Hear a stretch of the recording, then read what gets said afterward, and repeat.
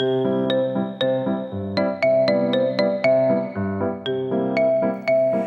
家问千万字，大家要跟大家做伙来捌一日。今仔日要甲大家小解这一日，咱生活中常常讲会到，这就是有伊有有第二条。有代表是意气相投、情义互通的人，咱讲朋友，嘛有同伴意思。另外兄弟的感情，咱讲友爱；邦交国家，咱讲友邦。啊，若朋友之道，古早讲是友道。带大家做伙来小解两个词。头一个读做友谊，嘛有人读做友谊，代表讲这是朋友的情谊。嘛会当讲是友情。第二个词是一句俗谚语，人讲死道友，无死便道。字面的意思是讲死死道友，唔是家己，意思就是别人受害，唔是家己就好。这是一款自私的想法。咱用一句话来举例，甲这两个词夹做伙。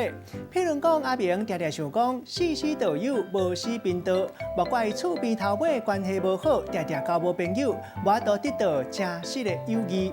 今仔日小解这一日读做友，提供给观众朋友来参考。